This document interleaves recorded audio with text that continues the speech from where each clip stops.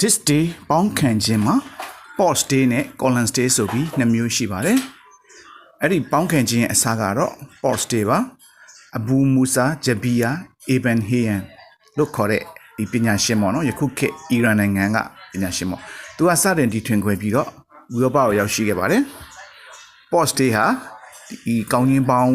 တဲ့အိုးရင်းနှီးအိုးကြီးနဲ့ဆင်တူပါတယ်။အများအားဖြင့်ကြေးသက်ထုကိုသုံးပြီးတော့သို့မဟုတ်တိုင်မဏိအိုးအတွင်းသားမှာကြေးသက်ထုကိုထည့်ထားတဲ့အိုးတွေနဲ့သုံးကြပါတယ်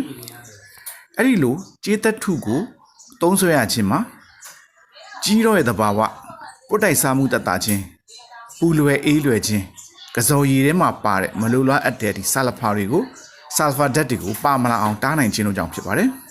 ။ wash လို့ခေါ်တဲ့ကစော်ဖောက်ထားတဲ့အရည်တွေကိုအိုးထဲကိုထည့်ပြီးအပူပေးလိုက်ပါတယ်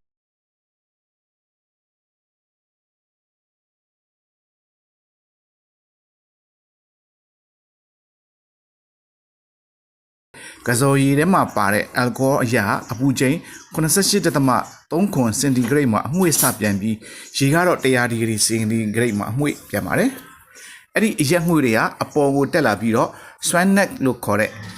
ဒီငန်းလေပင်ပေါ့နော်။အဲ့ဒီပိုက်လိုင်းမှာတစ်ဆင့် condenser လို့ခေါ်တဲ့အေးအေးခံပိုက်လိုင်းတွေကိုရောက်ပြီးအမွှေးကနေအရေဖြစ်ပြောင်းလဲသွားတာကို pause day ပေါင်းခံခြင်းလို့ခေါ်ပါတယ်။ colon day အကြောင်းဆက်ပြောပါမယ်။ colon day လို့ခေါ်တဲ့အရက်ပေါင်းခံနည်းကိုတော့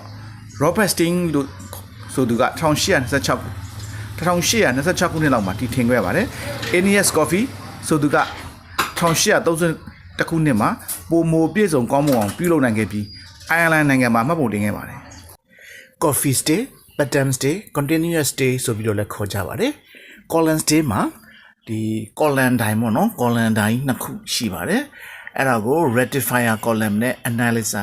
analyzer column ဆိုပြီးတော့အဲ့လိုခေါ်ပါတယ်။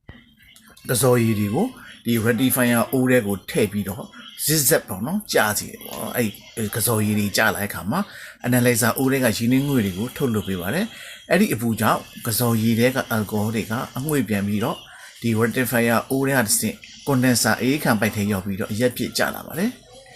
colon day ရဲ့အားသာချက်ကတော့ဇက်တိုက်ပေါင်းခံလို့ရပြီးတော့ရရှိလာတဲ့အရက် alcohol ပါဝင်မှုကလည်း95%ထိရှိနိုင်ပါတယ်အရန်လဲတန့်စင်ပါတယ် pause day လို့တစ်ခါချက်ပြီးတိုင်းအိုးတွေကိုဆေးကြောတန့်စင်စရာမလိုပဲဇက်တိုက်ထုတ်လုပ်နိုင်တာမို့လို့ continuous day လို့လည်းခေါ်ပါတယ်အချိန်အများကြီးစောင့်ပြီး temperature လည်း control သိလို့စရာမလိုပါဘူး